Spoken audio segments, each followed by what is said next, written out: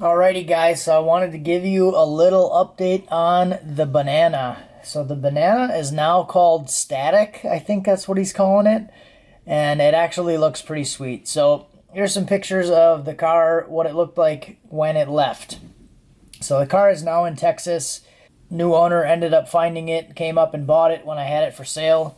So he flew up here, bought the thing, and then trailered it back down to Texas. So this is what it looked like basically the day that he left. That's why I call it Banana, because it's a yellow car, if you guys aren't familiar. So he took the thing down there and he got right to work. And I really like this guy's work ethic, and I'm really happy that I sold it to him. You always kind of, like, especially selling a car like this, you never really know who's going to be buying it. And you don't know if the person buying it is going to be in over their head, you know? So it's nice to see, like he knows what he's doing, he knows what's going on, and he works really hard. So that's what I'm learning. So he got to work with it right away. This was literally like the next day, I think. He was already sending me pictures of him sanding it. Him and his family were out there sanding it, getting the thing ready for paint, like literally as soon as he got it. So I always wanted to paint the car black, and then he threw this nice base coat black down, and I'm like, man, that's a really sweet looking car. So I was a little jealous immediately right away. So he painted the thing, and he does some painting work for his job. I'm not sure exactly what it is, but he does some. He knows what he's doing with the HVLP gun. We'll put it that way. So he threw this thing down, and he did like almost like a granite finish on the car, and it looks really cool. It looks like granite. It looks like a granite countertop. It looks really cool. And I think that's why he calls it Static, because it does look like static on the outside of it. So he was out there driving the thing. He ended up putting the hood on. We originally cut the hole in the hood like the day that he picked it up, because it was originally going to be delivered on a delivery truck, and we didn't want them to have an excuse not to take the hood because it didn't fit at the time.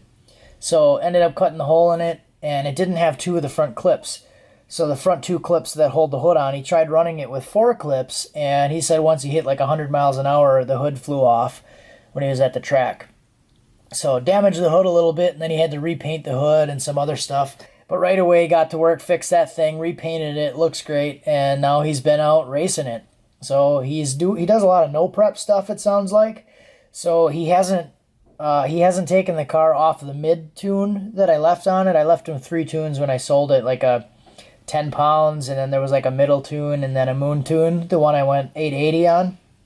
So he hasn't taken it off the mid tune yet, and he's been running like consistent low 9s, like 9.3s on no prep. Car seems like it's working pretty well for him. He did have an issue with the transmission though.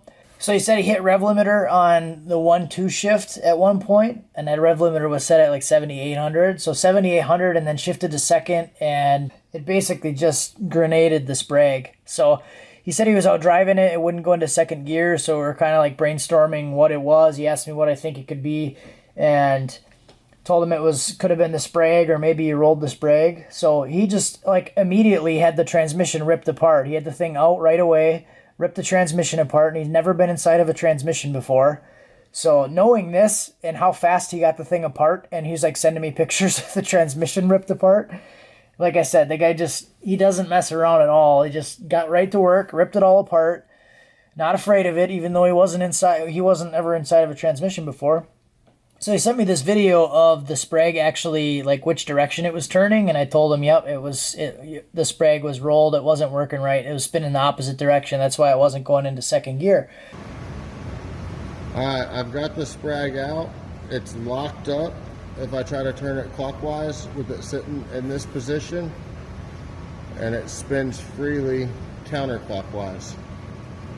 He ended up, like, I think it was that same day, finding a transmission shop, got a new drum, and he had a local transmission guy re-drill the direct drum for the dual feed, and had a new Sprague in it, and he had it together like the next weekend. It was like a day or two later, had the thing back together, back in the car, and then he went back to the track, like in a couple days.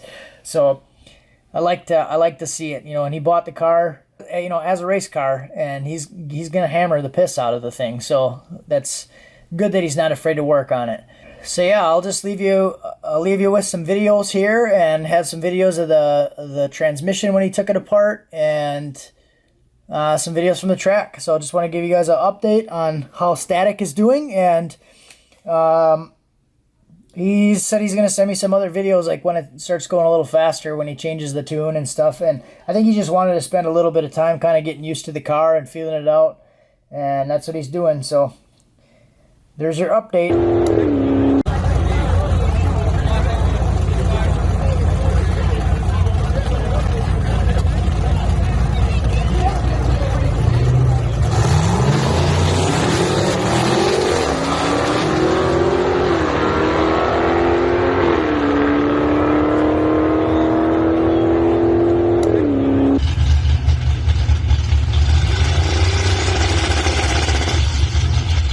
Oh shit.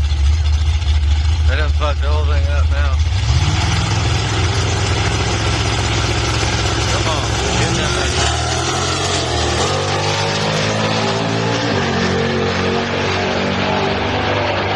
Hell yeah. Yep, that too.